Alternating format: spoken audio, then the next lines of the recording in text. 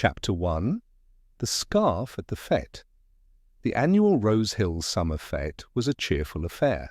Stalls lined the village green, bunting fluttered from cottage windows, and the smell of scones, freshly baked and generously buttered, mingled with the faint sweetness of roses in bloom. It was the sort of day that made one believe evil had no place in the world at all. Miss Jane Marple, invited by her old friend Mrs. Eliza Carmody, sat beneath the shade of a chestnut tree, observing the festivities with her usual gentle interest.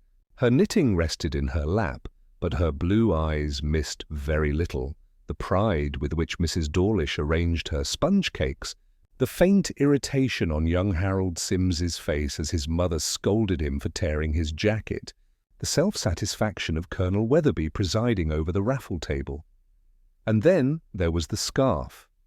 It first appeared when Mrs. Carmody remarked upon it. "Do look, Jane, what a frightful colour. Red as a wound. I can't think who would wear such a thing on a summer's day." Miss Marple followed her gaze. Across the green, a woman, tall, striking, and quite out of place in Rose Hill, had tied a vivid crimson scarf about her throat. It stood out sharply against her pale dress, catching the eye of everyone who passed. She walked with a kind of careless elegance, though more than one villager muttered at the boldness of her attire. "She's Mrs. Denham," Mrs. Carmody whispered. "New to the village. Came to Rose Hill only last month with her husband. A London woman, they say. And not quite the thing, if you understand me." Miss Marple smiled faintly. "Ah, and what is not quite the thing is usually the very thing one should notice." The fete carried on merrily until late afternoon, when a sudden cry broke through the laughter and chatter. Near the edge of the green, by the tent where teas were served, a small crowd gathered quickly. Miss Marple and Mrs. Carmody, rising with difficulty from their chairs, made their way over. There, on the grass, lay Mr. Arthur Denham, Mrs. Denham's husband. His face was pale, his eyes staring sightlessly at the sky, and knotted tightly about his throat, too tightly, was the crimson scarf. For a moment, the world seemed to pause. Then came the inevitable babble of voices. Someone ran for the doctor. Someone else for the constable. Mrs. Denham herself stood trembling, her hands raised, her lips parted in horror. "It's my scarf!" she gasped. "But I don't know how. It wasn't—" Her words faltered. The scarf glared crimson in the sun, like a terrible flag of guilt, and Miss Marple, watching with calm, shrewd eyes, knew at once that beneath the gaiety of the fête, beneath the polite facades of Rose Hill, a very dark drama had begun to unfold. Chapter 2. Whispers in Rose Hill by the next morning. The crimson scarf had become the most notorious object in Rose Hill. Its image, bright as spilled blood, lingered in the minds of all who had seen it. And since every villager had been at the fête, there was no one who had not. The cause of Mr. Denham's death was, as yet, uncertain. The doctor spoke vaguely of suffocation, of strangulation, though he muttered, too, about the possibility of poison. But no one wished to wait for certainties. The villagers, as is the way of villagers, provided their own. At the post office, Miss Bartlett declared with relish that it was a lover's quarrel, pure and simple. "Mark my words, Mrs. Denham's a woman of the city, and such women always carry their entanglements with them. That scarf was hers, and it was found around his neck. There's no more to be said." At the grocer's, Mrs. Dawlish confided that she had seen Mr. Denham in high words with his wife not a week before. They thought no one was near, but I heard him call her reckless, and she laughed at him. Laughed as if she didn't care a straw for him. Even the vicar's wife, usually so cautious, was drawn into the tide of speculation. "It is most shocking," she told her maid, "but not surprising. I had quite made up my mind from the beginning that Mrs. Denham would not suit village life. Such women never do." Miss Marple, meanwhile, walked quietly through Rose Hill, stopping here and there to make a small purchase, to exchange a polite word. She listened, as she always did, with the gentle air of a woman who finds gossip faintly shocking, but never intrusive. And behind her knitting needles her mind ticked briskly. It was not Mrs. Denham's scarf that interested her most, but the odd fact of its presence. Why, she asked herself, would a woman strangle her husband in so public a place with her own scarf before half the village? Such boldness was not natural, it was contrived. At Mrs. Carmody's that afternoon, the conversation returned inevitably to the affair. It must have been her. "Jane," Mrs. Carmody insisted, pouring tea with a hand that trembled from excitement. "No one else could have tied that scarf?" Miss Marple smiled faintly. "No one else, perhaps, who ought to have tied it. But that is quite a different thing. Appearances, you see, can be arranged. And murderers, if they are clever, are most careful to arrange them." Mrs. Carmody looked startled. "Then you don't believe it was Mrs. Denham?" "My dear," Miss Marple said gently, "I have lived long enough to know that when everyone agrees too quickly upon a culprit, it is usually because someone has nudged them in that direction. That evening, as Rose Hill's lamps glowed behind lace curtains and voices murmured of scandal over teacups, Miss Marple sat with her knitting, her eyes far away. The crimson scarf was no mere ornament. It was a signal, whether of guilt or of misdirection. And in Miss Marple's quiet mind, the question began to shape itself. Who had wished the scarf to be seen so very clearly? Chapter 3. The wrong suspect by the second day. The constable had done what villagers expected him to do. He arrested Mrs. Denham. It was a tidy solution, and the neatness of it pleased Rose Hill at once. After all, the evidence was plain enough. The scarf was hers, seen by all about her neck that very afternoon. It had been found knotted tightly around her husband's throat, and she herself had been overheard saying that she wished Arthur would not spoil everything with his temper. The constable, puffed up with importance, led Mrs. Denham away from her cottage with a crowd of onlookers watching eagerly. She held her head high, her striking features pale but proud. "I did not do it," she said clearly, though her voice trembled. "I swear I did not," but the villagers shook their heads. In their eyes the matter was settled, all except Miss Marple. That very afternoon she visited Mrs. Carmody's cottage, where the ladies of the parish had gathered to share their shock and horror. "It is dreadful." "Of course," said Mrs. Dawlish, "but unexpected. A woman like that, it's always the husband who pays," Miss Bartlett sniffed. "And such a scarf. Bold, vulgar, just the sort of thing you'd expect from her." Miss Marple, quietly threading her knitting needle through a row of stitches, said in her mild voice, "Do you not find it curious, though, that she should use such a thing? A scarf so conspicuous, so very much her own? It is as though a burglar were to leave his own visiting card behind." The ladies stared at her in silence. Then Mrs. Dawlish said firmly, "Well, criminals do foolish things. That is why they are caught." Miss Marple only smiled faintly and returned to her knitting. But, in her mind, the question pressed more firmly than ever. If Mrs. Denham did not use the scarf, then who placed it there, and why? Later, she walked along the lane to the green, pausing by the tea tent where Arthur Denham had fallen. The grass still bore the faint imprint of many feet. Miss Marple bent slowly, as though to adjust her shoe, and her keen eyes caught sight of something in the grass. A thread, fine, red, unmistakably from the scarf. She lifted it gently between gloved fingers, a thread so easily shed, so easily caught upon another hand, another coat, another intention. That evening, over tea with Mrs. Carmody, Miss Marple spoke softly. "My dear, do you remember how the scarf was tied?" Mrs. Carmody frowned. "Tied? Why, about his throat, of course." "Yes, but how? A knot made by someone behind him? Or in front?" Mrs. Carmody hesitated. "Behind, I think." "Yes, behind." The tails hung down his chest. Miss Marple's eyes softened. "Indeed. Then it was not Mrs. Denham, for she stood before him when the cry went up."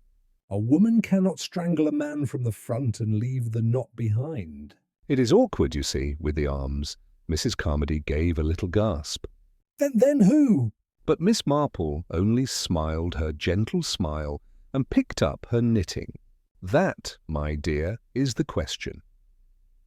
Chapter 4. Secrets in Rosehill. With Mrs. Denham in custody, the village of Rosehill might have rested satisfied, had it not been for the nature of village gossip. Far from closing the matter, the arrest seemed only to stir new stories from every corner. Each day revealed that Arthur Denham, though outwardly respectable, had left a trail of grievances behind him. At the grocer's, Mr. Hopley declared while weighing out currants, that Denham had been too free with money that wasn't his. I saw him in the post office myself, arguing with the bank clerk. Red in the face he was. Owed someone more than he could pay, that's my belief. At the dressmaker's, Miss Finch shook her head over her pins and scissors. He wasn't kind to his wife, not in the least. Always checking her comings and goings, always suspicious. Jealous, if you ask me. He had a temper too. I've seen him slam a door so hard the windows rattled. And at the post office, Miss Bartlett leaned confidentially over the counter. There was a business up in London, you know. Something failed. He came down here to make a new start, but one doesn't leave debts behind quite so easily. I dare say one of his creditors might have found him out. Miss Marple listened politely to each story, her expression mild, her knitting ever present. Yet behind her calm exterior she was sifting, weighing, connecting. Human nature, she knew, was a pattern, resentment here, jealousy there, ambition at the edges. The crimson scarf was only the surface. The threads beneath would tell the true design. That afternoon she called upon the vicar's wife, who was more troubled than most. "It is dreadful, Miss Marple," she said, pouring tea with unsteady hands. "Dreadful that such a thing should happen at our fete. But between ourselves, well, I never trusted Mr. Denham. He was too smooth, too eager to place himself at the centre of things." Why, he insisted on managing the fete accounts himself, though he had been in Rosehill only a month. Miss Marple's eyes brightened almost imperceptibly. How very interesting. And was there opposition to that idea? The vicar's wife gave a dry little laugh. There was a good deal. Colonel Weatherby in particular. He likes to oversee the raffle money himself. They had words, quite sharp ones. I heard them in the churchyard, not 3 days before the fete. That evening, Miss Marple returned to Mrs. Carmody's thoughtful. "My dear," she said quietly, "it seems to me that poor Mrs. Denham has been most unfortunately placed. Everyone sees her scarf and assumes the rest. But when one listens, really listens, it becomes clear that her husband had many enemies." Men as well as women, Mrs. Carmody shivered. "And you think someone else killed him?" Miss Marple folded her knitting. "I think, dear, that the scarf was only a signal. A bright flag waved to draw the eye. The real reason lies elsewhere, in money, in pride, in resentment. The scarf is but the surface. The truth, I fancy, lies beneath." Chapter 5. The Second Shadow. For 3 days, Rosehill repeated its story with the comfortable certainty of people who believe they know the truth. Mrs. Denham was in the constable's charge, and though she protested her innocence, most villagers nodded wisely and declared it the usual thing, a quarrelsome marriage, a jealous wife, a fatal scarf, but neat stories seldom last. On the 4th day, a discovery was made that disturbed even the most complacent. It was Annie Gregg, the schoolmistress, who first noticed it. She had gone into the vestry of St. Michael's to prepare hymn books for the children's choir. On the vestry table lay a cup, oddly out of place, with a faint reddish stain around the rim. Annie, puzzled, touched it, and found that the stain smudged upon her fingers. She carried the cup straight to the vicar, who, alarmed, sent for Inspector Graves. Graves examined it grimly. "Lipstick," he said. "And not the sort our village ladies wear." He turned to Annie. "You've seen Mrs. Denham at the fete. Did she wear the shade?" Annie hesitated. "No, sir. Hers was lighter, yet of a pinkish colour. This is darker. crimson almost. When the news spread, the village buzzed like a disturbed hive. If the cup bore the mark of another woman, then the story was not so tidy after all. Some said Mrs. Denham must have lent her scarf and lipstick to a friend and was still to blame by association. Others whispered more darkly that perhaps Arthur Denham had been friendly with another woman, and that the scarf and the stain belonged to her, Miss Marple. Seated quietly in Mrs. Carmody's parlour, folded her hands over her knitting. "You see, my dear," she said softly, "when one has lived long, one learns that bright colours often conceal darker truths. A crimson scarf, a crimson lipstick, such things catch the eye, but one must ask who meant them to be seen." "Murderers are often far more concerned with appearances than with methods," Mrs. Carmody shivered. "And you believe Mrs. Denham innocent?" Miss Marple's eyes twinkled gently. "I believe, dear, that she is not guilty in the way the village thinks, and that someone else, someone cleverer, has been arranging her guilt very neatly indeed."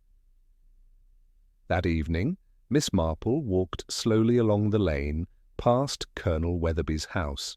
A curtain twitched as she passed, and she saw, just for an instant, a flash of red silk in the lamplight within. She walked on, her lips pursed in thought. "How curious," she murmured. How very curious indeed. Chapter 6. Motives entwined. The crimson cup altered everything. Though Mrs. Denham remained in custody, Rose Hill no longer spoke with one voice. Now the village divided itself into little camps, each convinced of a different culprit. At the post office, Miss Bartlett leaned over the counter with relish. "Another woman, that's what it was." That lipstick wasn't hers, not by a mile. Arthur Denham was a handsome man, and women like that never stop at one admirer. "There'll have been someone else, mark my words." At the grocer's, Mr. Hopley declared darkly that money must be at the root. Lipstick or no, he owed half of London, so they say. Wouldn't surprise me if one of them followed him down here. And what's easier than slipping poison on a scarf or in a drink when no one's watching? And at the King's Head, Colonel Weatherby himself spoke with a certain bluster. "Rot all of it." Denham was a fool. Mismanaged the fate accounts, argued with everyone, thought himself cleverer than the lot of us. I dare say someone lost patience with him, and rightly so. Miss Marple listened as ever with her air of mild attention. What interested her was not so much the stories themselves, but the keenness with which they were told. Gossip, she often said, revealed more of the speaker than of the subject. That afternoon she paid a call on Annie Gregg, the schoolmistress who had discovered the cup. Annie received her with nervous courtesy. "My dear," Miss Marple said gently, "I wonder if you noticed anything else in the vestry? People often overlook the small things, though they can be most telling." Annie frowned. "Well, yes, the scarf itself, it wasn't just tied about his neck. It was knotted very neatly, almost too neatly." "As if someone had had practice, indeed," murmured Miss Marple. "There are knots of anger, and there are knots of craft. They do not look the same at all." That evening, as the sun sank low, Miss Marple took tea with Mrs. Carmody. The older woman leaned forward eagerly. "Jane, you must tell me, what do you think it means? All these stories, all these motives. How can one ever sort them?" Miss Marple smiled faintly. "One must begin, dear, not with the scarf or the lipstick, but with Mr. Denham himself. What kind of man was he? What string did he pull that snapped so sharply? For human nature is always the same. Murder, I fear, grows not from nothing but from something very old, a debt, a jealousy, an insult never forgiven." Mrs. Carmody shivered. "And you think someone arranged it all to point to poor Mrs. Denham?" Miss Marple folded her knitting neatly. "I think, dear, that we are dealing with someone who understands appearances and who is quite prepared to use them. But appearances, like scarves, unravel when one tugs at the right thread." Chapter 7. The hidden thread. The crimson scarf still hung in the constable's office, locked away with Arthur Denham's wallet and watch. To most, it was a mere exhibit. To Miss Marple, it was a message, one chosen with care. She spent her morning in Rose Hill as she often did, strolling at an unhurried pace, pausing to admire roses or to exchange a word with villagers, but her eyes missed nothing, and her ears caught much that was not intended for them. At the King's Head, she overheard two farmhands talking over their pints. "Colonel Weatherby's been in a state," said one. "Stormed out of the fete meeting last month, he did, when Denham told him he'd not be trusted with the raffle money." The other chuckled. "Aye, and didn't the Colonel's wife order herself a fine length of crimson silk from town? I saw the package when it came by post." "Said she'd make a sash of it, but I've never seen her wear it." Miss Marple's pale eyes twinkled. A crimson silk sash ordered just before a crimson scarf appeared round Arthur Denham's throat? It was a curious echo. Later that day, she called upon Mrs. Finch, the dressmaker, under pretext of ordering new gloves. The little parlour was crowded with fabric, thread, and half-finished frocks. "My dear Mrs. Finch," Miss Marple said softly, "I hear you are the one to know about new silks. Did you not alter something for Mrs. Weatherby lately?" "A bright red piece?" Mrs. Finch flushed. "Well, it is Miss Marple." A fine length it was, too. But the Colonel forbade her to wear it. Said it was frivolous, so she put it away in a drawer. "A pity, really." "It would have suited her." "Ah," murmured Miss Marple. "Into a drawer." "And drawers, you know, do not always stay closed." That evening, sitting with Mrs. Carmody, Miss Marple shared her thoughts in her usual gentle way. "It seems, dear, that the scarf around poor Mr. Denham's throat may not have been Mrs. Denham's after all. Crimson silk, as it happens, was ordered by another lady of the parish. If such a piece were borrowed or even stolen, then the case against the wife grows weaker still." Mrs. Carmody's eyes widened. "Then who—" Miss Marple smiled faintly. "That, my dear, is what we must discover. But I have long believed the scarf was a deliberate choice. Too bold, too obvious, too theatrical. Someone wanted it seen." The question is, whose hand tied the knot and whose pride demanded such a flourish?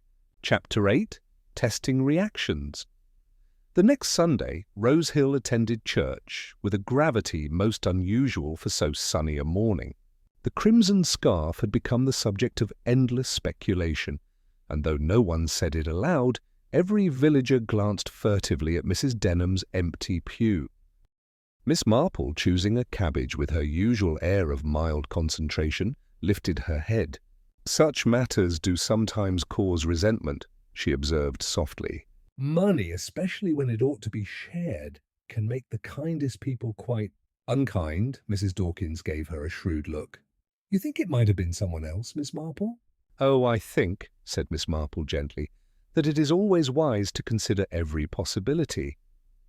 Later that day, Miss Marple and Mrs. Weatherby visited the vicarage, ostensibly to deliver a basket of scones.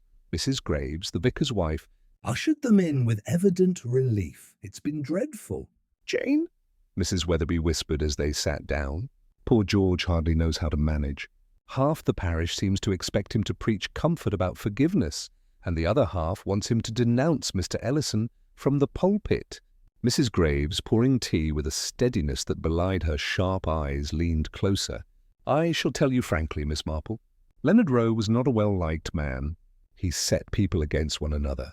Why, only last month he quarrelled with Mr. Trelawney about the choir's order of precedence.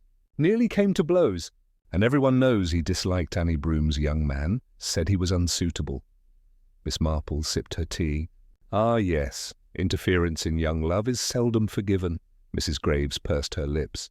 "Nor in old money either. There was the matter of the organ repair fund. Leonard accused Mr. Carter of mismanaging it." "I never saw a man so humiliated." The vicar cleared his throat uneasily. "My dear," but Mrs. Graves only gave a little sniff. "Truth will out, George, and Leonard Rowe made enemies faster than he made friends." As they walked home, Mrs. Weatherby clutched her shawl. "Jane, it seems everybody had some quarrel with him." "How can one possibly know which of them would go so far as to kill?" Miss Marple smiled faintly, her eyes as shrewd as ever.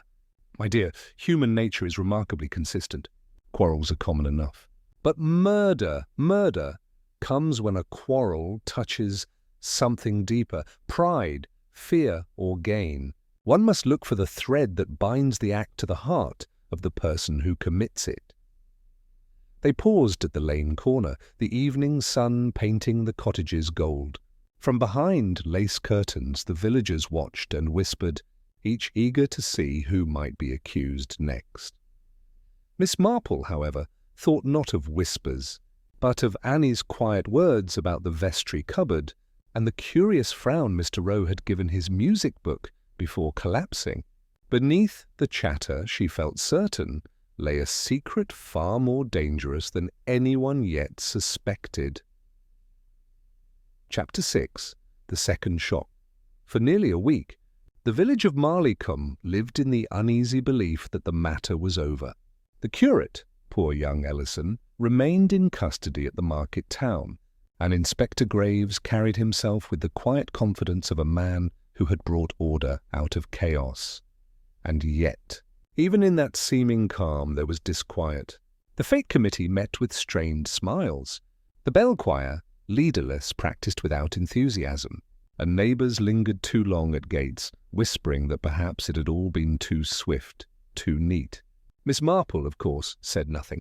She merely went about with her knitting, her eyes observant, her manner serene. The twist came on a Tuesday afternoon. Mrs. Dawkins was at her kitchen window, hands plunged into a basin of soapy water, when she saw Annie Broom running down the lane, hair dishevelled, face white. Annie burst into the butcher's shop with such wild eyes that customers dropped their parcels. "It's Mr. Carter," she cried.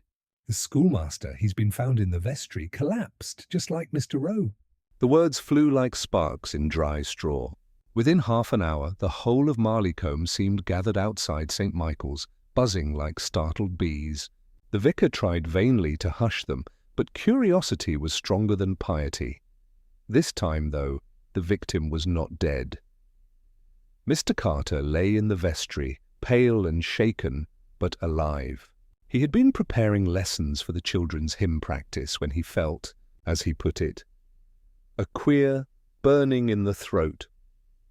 He had staggered out, collapsed upon the flagstones, and was only saved by Annie's timely entrance. Inspector Graves arrived promptly, his moustache bristling with indignation. His case, so tidy a week ago, now lay in disarray. If young Ellison had been behind Rowe's death, how could there be a second attempt when the curate was miles away, under lock and key? The villagers, of course, wasted no time in drawing their own conclusions. "Always said it wasn't Ellison," muttered Mr. Broom. "Poison in the vestry, that's what it is," whispered Miss Perkins. "And anyone could get at it," Mrs. Dawkins added with relish. "Mark my words, there's more to this than meets the eye." Miss Marple, standing discreetly near the church door, said little, but her eyes were very bright as they watched the inspector fume and stride about. She noticed the overturned cup on the vestry table, the faint ring of liquid staining the wood. She noticed, too, Annie's trembling hands, and the way Mrs. Graves, the vicar's wife, stood with lips pressed tight, as though keeping back more than she said. That evening, over tea, Mrs. Weatherby could contain herself no longer. "Jane, what can it mean? First Mr. Rowe, now Mr. Carter? Surely they cannot both be chance. And if not the curate, then who?" Miss Marple set down her cup very gently. "My dear, it means only this, that we are dealing with a person who has a purpose yet unfinished. Mr. Rowe's death was not an isolated quarrel. It was part of a larger design. And until that design is understood, I fear there will be more danger still." Her needles resumed their quiet clicking, but in her eyes there was no serenity now. There was urgency and a clear resolve, for Miss Marple knew that Marleycombe's murderer had not yet struck his final note, and that, unless someone saw clearly, the bells of St. Michael's might toll again before long. Chapter 7. The thread between them. The news of Mr. Carter's collapse spread even more quickly than that of Mr. Rowe's death. If the bells had tolled the first disaster, it seemed as though every whispering mouth in Marleycombe told the second. By Wednesday morning, Inspector Graves had released young Ellison with brusque formality. The curate returned to the rectory pale and shaken, but he walked the high street with his head held high, though many villagers avoided his eyes. Miss Marple, sitting outside Mrs. Weatherby's cottage with her knitting, observed the young man with quiet sympathy. "Vindicated, poor lamb," Mrs. Weatherby remarked, handing her friend a cup of tea. "And yet what a dreadful cloud to live under." "He will never quite be free of suspicion, not in people's minds." Miss Marple nodded gently. "No, dear. Human memory is rather too tenacious when it comes to scandal." She glanced down the lane, where the vicar's wife was speaking earnestly to Annie Broom. "But it is not memory we must concern ourselves with now. It is motive." Later that day, Miss Marple made her way to the schoolhouse, ostensibly to inquire after hymn practice. Mr. Carter, pale but determined, received her at his desk. "It was most fortunate you were found in time," Miss Marple said softly, seating herself primly on a wooden chair. "Yes," Mr. Carter agreed, adjusting his pince-nez with a trembling hand. "A most unpleasant experience. My throat still burns as though scorched." "I cannot think how it came about." Miss Marple's knitting needles clicked gently in her lap. "You were preparing lessons in the vestry, were you not? So curious that both you and Mr. Rowe suffered there." Mr. Carter hesitated. "Yes, quite so. Though I do not care to speculate." "Of course not," Miss Marple agreed sweetly. "Speculation is dangerous, but facts, you see, are not speculation. For instance, both you and Mr. Rowe were men of influence upon the parish committee, and both, I believe, had rather strong views about the fate accounts." Carter flushed. "Strong views, perhaps, but honest ones. Rowe had accused me of mishandling the organ fund, which I never did. I would have challenged him on it, but, well, he is dead now." Miss Marple inclined her head. "Yes, he is." "And you, Mr. Carter, are still alive, though someone clearly wished it otherwise." On her way home, Miss Marple stopped at the rectory, where the curate greeted her nervously. "Miss Marple," he said in a low voice, "you must believe I am innocent." "I was no friend of Mr. Rowe's, but I could never—" He broke off, running a hand through his hair. "And now Carter too. What does it mean?" "It means, my dear young man," Miss Marple said gently, "that there is a thread connecting you both to Mr. Rowe. It is that thread we must find. Tell me, what did Mr. Rowe and Mr. Carter have in common besides the committee?" Ellison frowned. "Why, I hardly know, except that they both opposed Mrs. Graves in their way. She tried to bring in new arrangements for the fete choir, and both Rowe and Carter resisted." "They said she meddled." Miss Marple's eyes brightened for just a fraction of a second. "Ah, meddling is a very dangerous occupation, is it not?" "Especially when one has ambition." The curate looked puzzled. "Ambition? Do you mean Mrs. Graves?" Miss Marple smiled serenely. "I mean nothing, my dear. I merely observe that one must sometimes look at the quieter figures in a play, the ones no one suspects of having much power at all." That evening, as twilight settled over Marleycombe, Miss Marple sat once more with her knitting. Mrs. Weatherby sighed as she tidied away the supper dishes. "It is hopeless, Jane. Everyone seems to have quarrelled with Rowe and now Carter. There are too many suspects." Miss Marple's needles clicked steadily. "On the contrary, dear, the more suspects there appear to be, the fewer there usually are." "Murder is seldom so generous with possibilities." "It is rather more like embroidery, a single thread worked through, though it shows itself in many places." She folded her knitting neatly on her lap. "The question is only this: whose thread is it?" Chapter 8. Net of words. The village of Marleycombe had grown restless.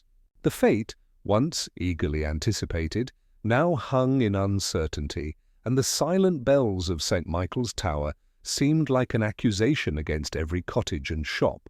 People still gathered to gossip, but their voices were hushed, as though fearful of being overheard by unseen ears. Inspector Graves went about briskly, interviewing and re-interviewing, but his confidence had dulled since Carter's collapse. He was thorough, but Marleycombe was a place of narrow lanes and narrower minds, and information tangled itself like ivy around a wall. Miss Marple, however, went about as usual. She did not press, she did not accuse, she listened. And listening, she began to place her words like crumbs upon a path, seeing who might stoop to gather them. Her first quiet snare was set at the king's head. She sat in the snug, sipping a modest sherry while Mrs. Dawkins recounted, yet again, her version of Roe's final moments. 2 or 3 villagers listened, nodding eagerly. Miss Marple waited until the talk had reached its height, then remarked, almost absently, "So curious, was it not, that both Mr. Roe and Mr. Carter had spoken sharply against the fate accounts? It does make one wonder whether money was at the heart of it all." Mrs. Dawkins seized on the idea at once, eyes shining. "I said so from the start. Money's behind every quarrel, but Miss Marple's eyes—" bright and bird-like, had already shifted, not to Mrs. Dawkins, but to the vicar's wife, Mrs. Graves, who had just entered to fetch her husband. A faint tightening around her mouth betrayed that the words had stung. She said nothing, merely inclined her head, but Miss Marple's needles clicked on in her mind as surely as if they were in her hands.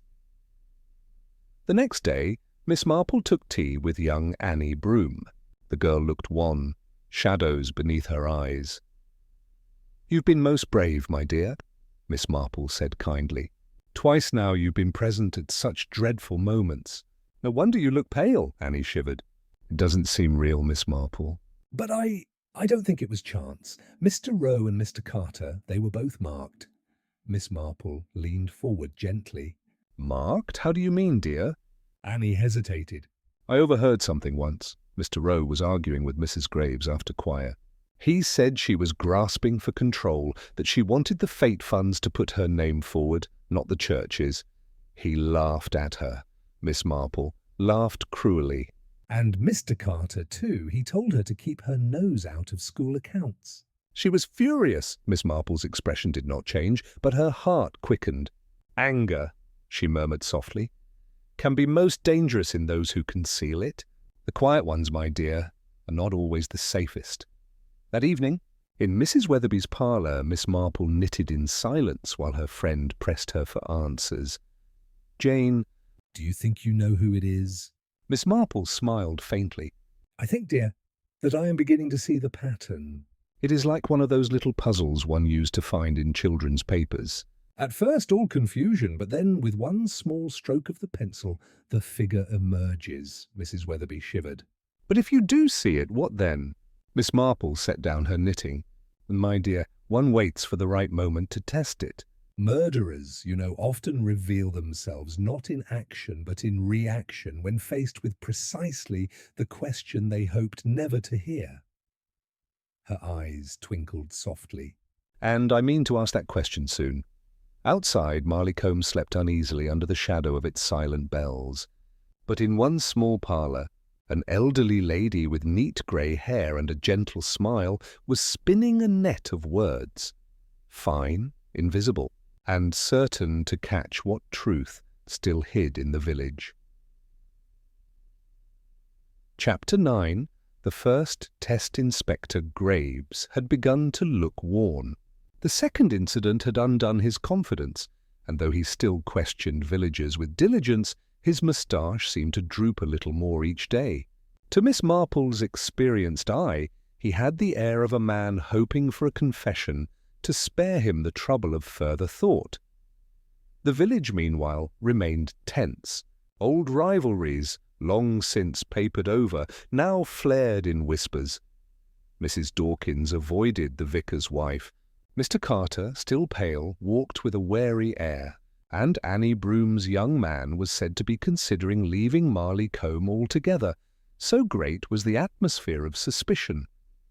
Miss Marple, however, remained serenely occupied with her knitting, but those who knew her best might have noticed that she seemed to place herself in just the right places at just the right times, lingering at a shop counter, pausing by a garden gate, sitting in the churchyard as if to admire the roses, And always her mild little questions probed gently, like a needle-pricking cloth.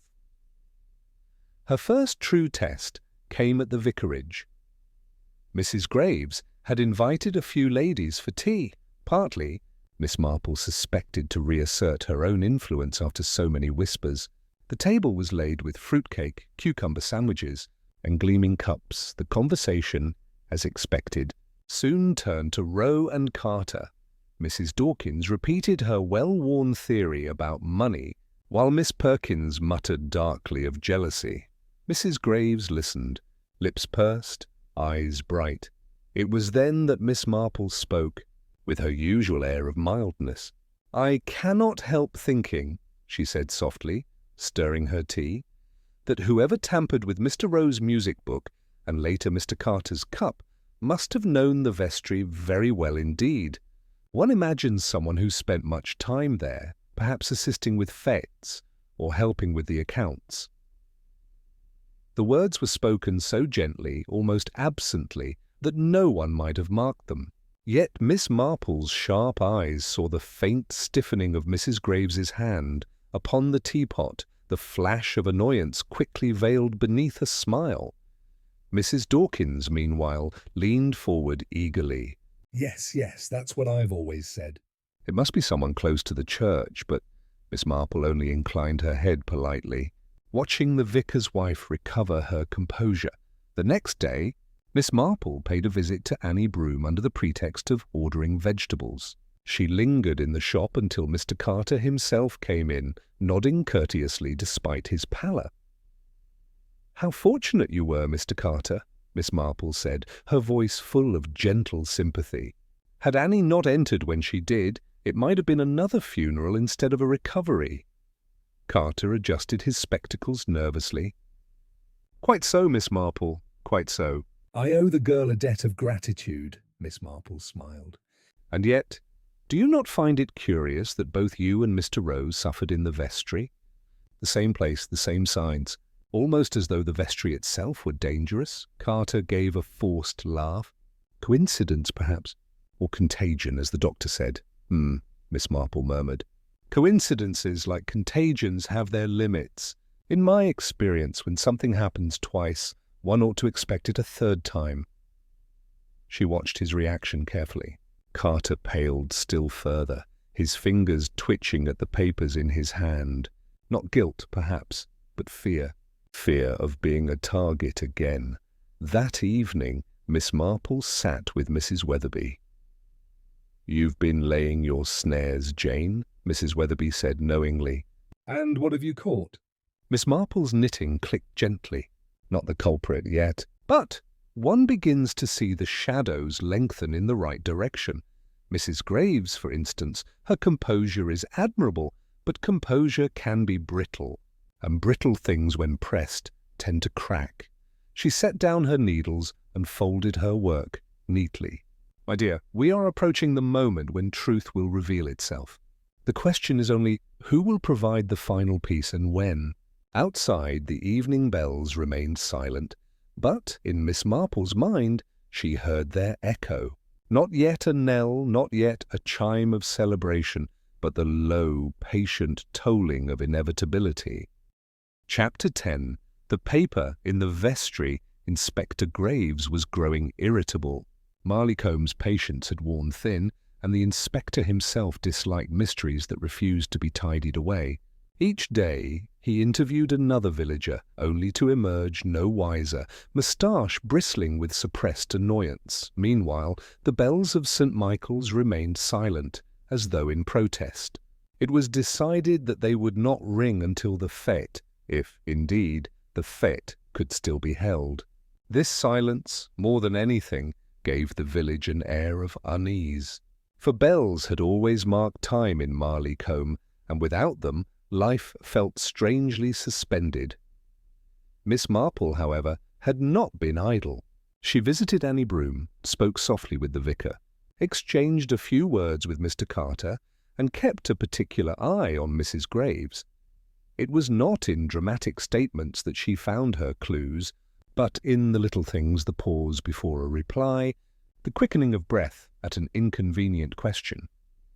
The second twist came one damp morning when the verger, old Mr. Hopley, arrived at Mrs. Weatherby's door in some agitation. "Beg pardon?" "Miss," he said, doffing his cap to Miss Marple, who happened to be visiting. "I thought maybe you'd know what to do. I found this in the vestry this morning, slipped down behind the cupboard." "Looks to me as though it's been there a while." He held out a folded sheet of paper, somewhat crumpled. Miss Marple accepted it with her usual mildness, smoothing it carefully upon her knee. Mrs. Weatherby leaned forward with wide eyes. It was a list, handwritten in a neat, determined script. At the top were the words, "Fate Allocations." Beneath were various items, choir robes, bunting, refreshments. Each had a figure beside it. But what drew Miss Marple's attention most was the note at the bottom. "Additional to be set aside for personal expenses," Mrs. Weatherby gasped. "Why, Jane, personal expenses?" "That's irregular, surely." Miss Marple's lips pursed gently. Irregular indeed, and most curious that it should be hidden rather than presented openly. A guilty hand often hides its work in haste. She looked down again, noting the steady, firm handwriting. It was not Carter's nervous scrawl, nor Rose's untidy jottings.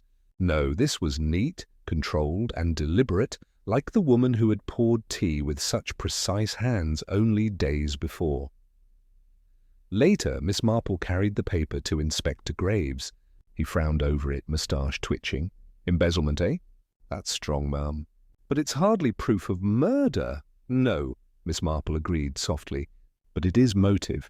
And if one considers that both Mr. Rowe and Mr. Carter had opposed certain decisions about the fate funds, then the paper becomes rather more suggestive." Graves looked doubtful. "Are you implying Mrs. Graves, the vicar's wife?" Miss Marple only smiled, eyes serene.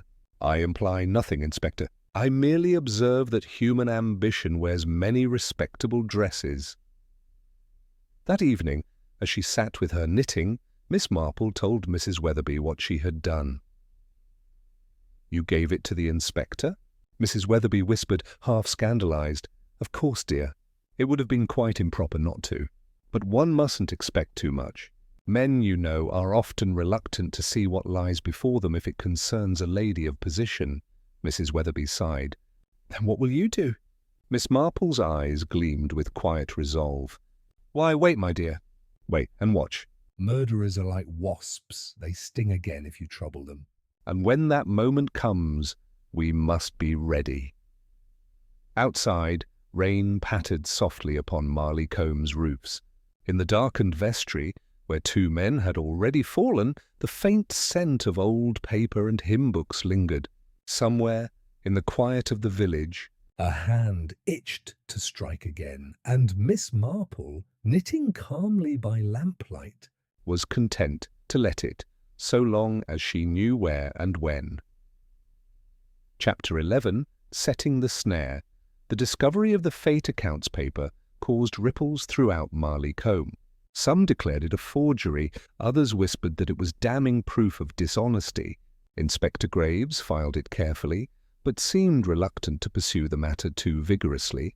Perhaps, as Miss Marple reflected, because the prospect of accusing the vicar's wife was not one a policeman relished. Yet to Miss Marple, the paper was not an end but a beginning.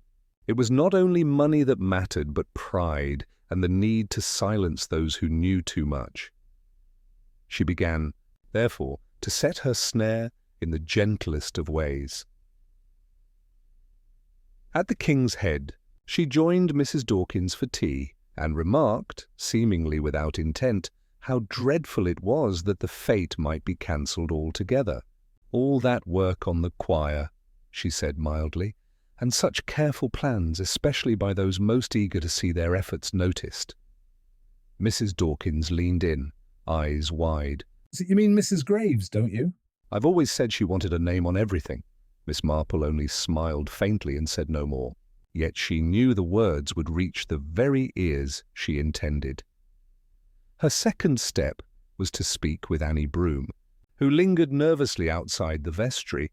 "My dear," Miss Marple said kindly, "I wonder if you might help me." You see, I cannot quite remember whether Mr. Rowe had his music book open at the hymn, "Rejoice the Lord is King, or all people that on earth do dwell."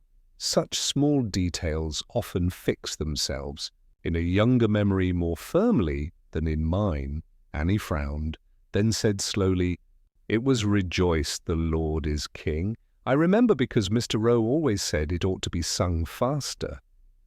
And the page had a corner folded down. "Ah," Miss Marple said softly. "Yes, that is most helpful. A folded page is such a tiny thing, but it can tell one quite a lot about who last handled the book."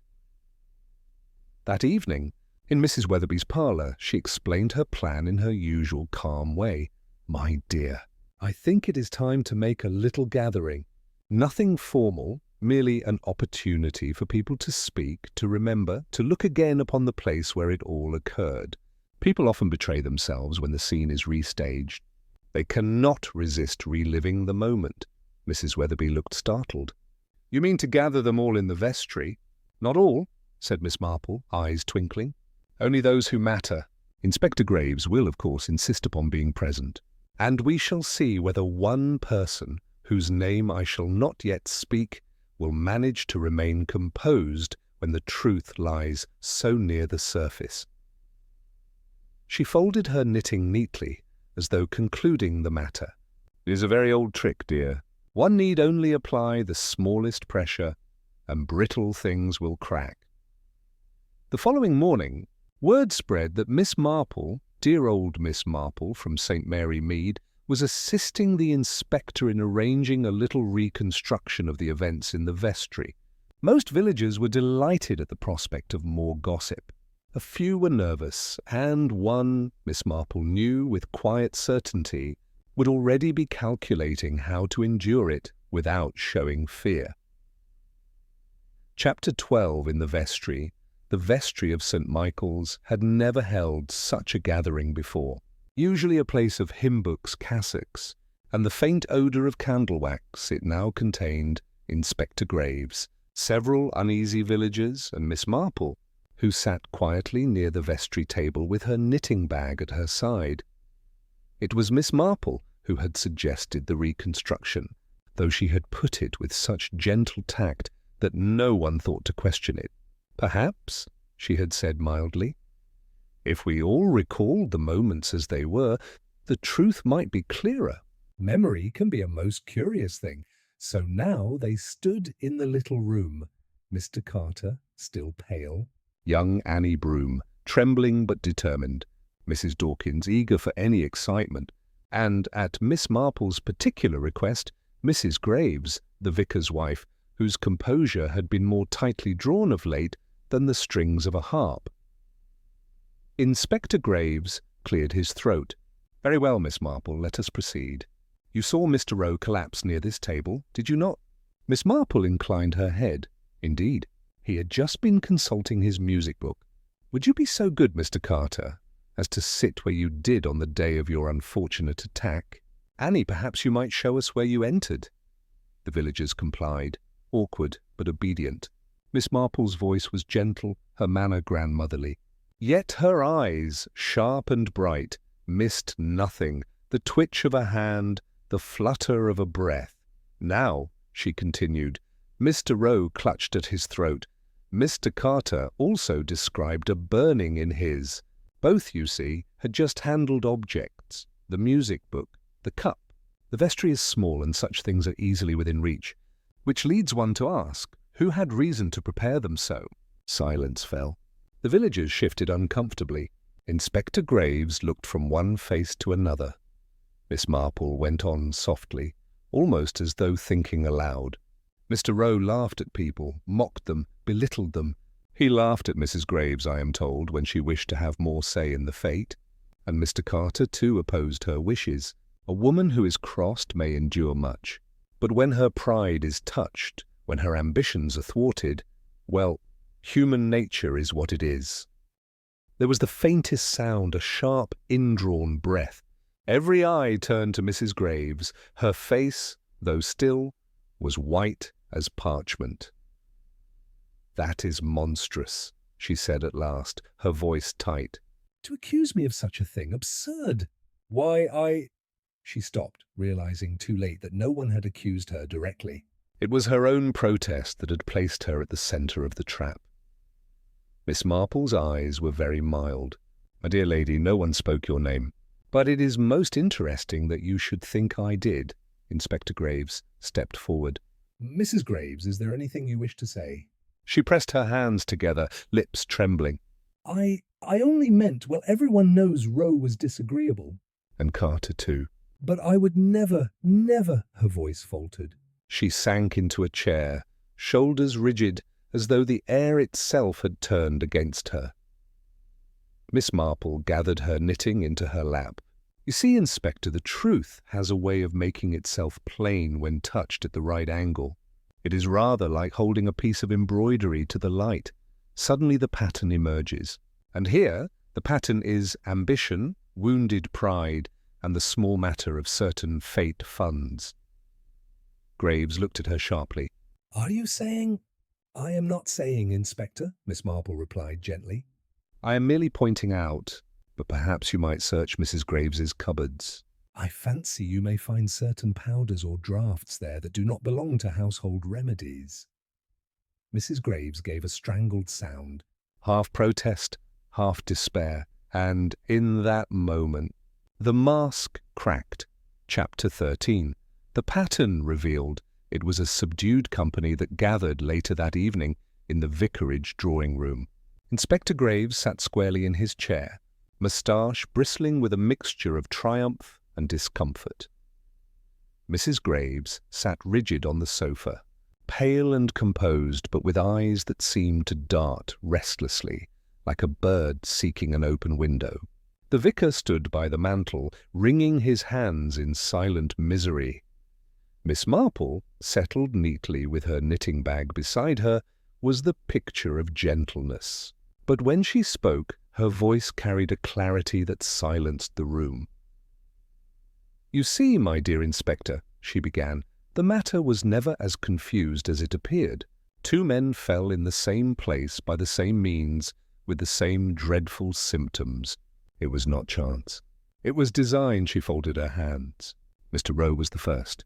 His music book was prepared in advance. A fine dust brushed lightly upon the folded corner of the page he was sure to consult. He was a fussy man, meticulous. The page was turned for him, and the poison, absorbed upon his fingers, then carried to his lips as he wet them, did its work quickly. Inspector Graves frowned. "But Carter, his case was different." Miss Marple inclined her head. "Different in method, yes, but not in intent. Carter's cup of tea in the vestry bore the same taint. A simple enough matter, once one has access to the cupboard and to the refreshments placed there.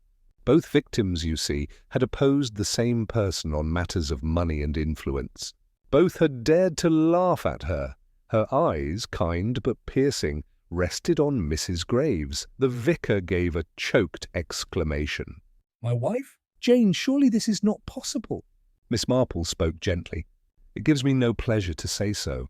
But the evidence was there from the beginning.